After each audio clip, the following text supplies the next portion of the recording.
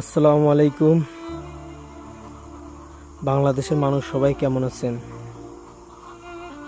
আশা করি সবাই অনেক ভালো আছেন।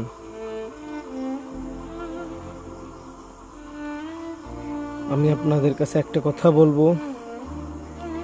এই রামিসা আমার বোন, আমাদের বোন।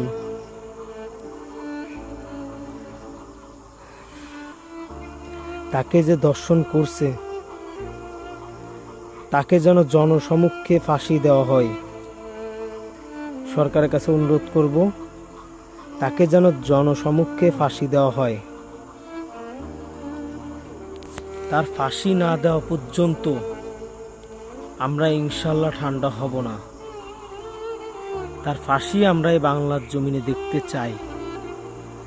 একজনকে ফাঁসি দিলে পুরো বাংলাদেশটা আর কোনোদিন বাংলাদেশে এরকম ধর্ষণের এত বড় নিকৃষ্ট কাজ ঘটবে না। আমি চাই যে এই কাজটা করছে, যাকে ধরছে, ওকে যেন জনসমক্ষে ফাঁসি দেওয়া হয়।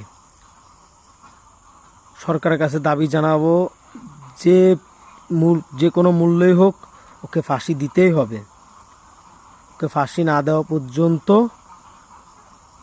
আমাদের কোনো শান্তি নাই। ওর মতো কিছু কিছু জানোয়ার কুলাঙ্গার দেশে থাকার কারণে আজকে দেশের এই অবস্থা। এই কুত্তাদের কারণে আজকে দেশের পরিস্থিতি এতটা খারাপ। বাইরের দেশগুলোর কাছে আমরা এত বড় খারাপ হয়েছি শুধু এদের কিছু কিছু লোকের কারণে।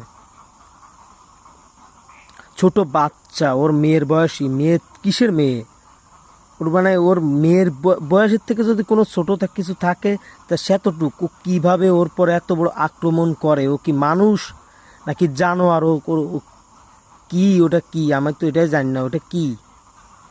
আমার তো মনে হয় না ও মানুষ, ও তো পশু। পশুতেও এত এত নিকৃষ্ট না। পশুতে অন্তত হলেও সমবয়সীর সাথে বা তার একটা নির্দিষ্ট একটা বয়সের সাথে তাও পশুরা সেই রকম মেলামেশা করে।